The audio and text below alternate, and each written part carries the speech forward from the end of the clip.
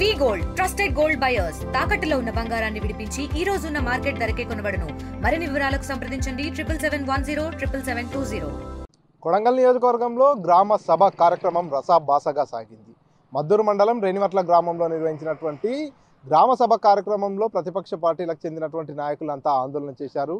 ఏదైతే కాంగ్రెస్ పార్టీ ఇచ్చిన హామీలను ఎక్కడ కూడా పూర్తి స్థాయిలో అమలు పరచట్లేదు, రైతు రుణమాఫీ దగ్గర నుంచి రైతు భరోసా దగ్గర వరకు ఏ ఒక్క హామీ కూడా పూర్తిగా అమలు కావట్టినటువంటి పరిస్థితి అంటూ కూడా వారంతా ఆ సభలోనే పూర్తిగా నిలదీయడం జరిగింది. దీంతో కాస్త వాగ్వివాదం చోటు చేసుకున్నటువంటి పరిస్థితి. ఏదైతే రేషన్ కార్డుల ప్రక్రియకు సంబంధించి కూడా గతంలో ప్రజాపాలనలో భాగంగా దరఖాస్తులు తీసుకున్నారు, అయినప్పటికీ పూర్తి స్థాయిలో లబ్ధిదారుల ఎంపిక ప్రక్రియ పూర్తి కాలేదు. మరోసారి పూర్తిగా ఎవరైతే అర్హులైనటువంటి వారు ఉన్నారో వారంతా కూడా దరఖాస్తు చేసుకోవాలంటూ కూడా అధికారులు తెలియజేసినటువంటి నేపథ్యంలో ఒక్కసారిగా బీజేపీ నాయకులంతా కూడా ఆందోళనకు దిగినటువంటి పరిస్థితి.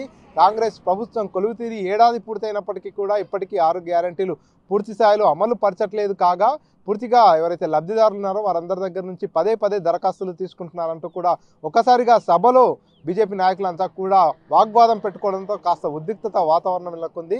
అక్కడ ఉన్నటువంటి పోలీసులు ఈ విషయాన్ని అంతా కూడా కొంత సద్దుమణిగేలా చర్యలు చేపట్టినటువంటి నేపథ్యంలో ఒక్కసారిగా బీజేపీ నాయకుల్ని తోసినటువంటి నేపథ్యంలో మరికాస్త ఈ ఇష్యూ అంతా కూడా మరికాస్త పెద్దగా అయినటువంటి పరిస్థితి. పూర్తిగా ఆ సభా ప్రాంగణంలో అక్కడ వచ్చినటువంటి లబ్ధిదారులు కావచ్చు, గ్రామస్తులందరి మధ్యలో ఇరు పార్టీల నాయకులు వాగ్వివాదం చేసుకోవడంతో ఒక్కసారిగా రసాభాస ఏర్పడినటువంటి పరిస్థితి. పోలీసులు కలుగజేసుకొని పూర్తిగా ఇరు పార్టీలకు సంబంధించినటువంటి నాయకులకు నచ్చజెప్పినటువంటి నేపథ్యంలో పరిస్థితి అంతా కూడా సద్దుమణిగినటువంటి పరిస్థితి.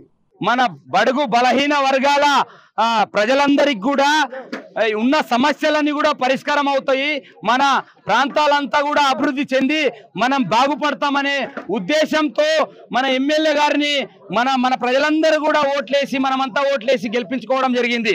అయితే సంవత్సరం నుండి కూడా ఇచ్చిన హామీలు కూడా తూతూ మంత్రంగా, ముఖ్యంగా రుణమాఫీ 2 లక్షలు ఉన్న రుణమాఫీ కూడా మేము చేస్తామని ప్రతి ఒక్కరికి కూడా 2 లక్షల రుణం ఉన్న వారందరికీ కూడా చేస్తామని చెప్పిండ్రు, హామీ ఇచ్చిండ్రు.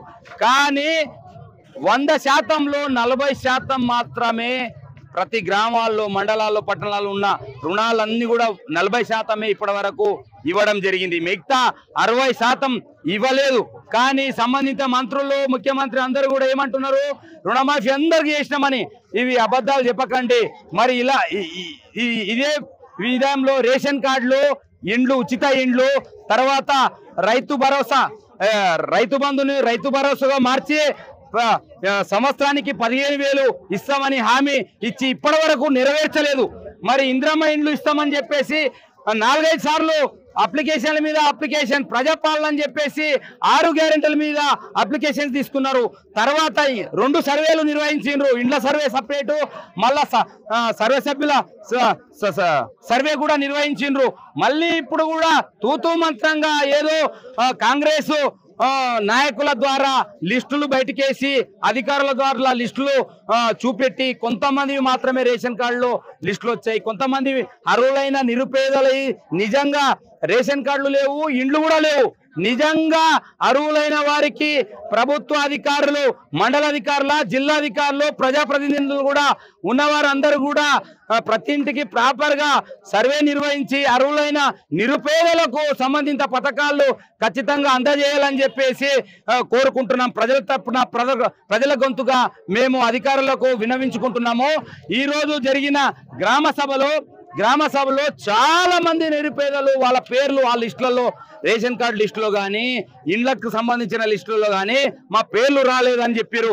మరియు అట్లానే పెన్షన్లు కూడా పెంచి 2,000కు పెంచి 4,000 ఇస్తామన్నారు. అట్లాంటివి కూడా ఇవ్వలేదు.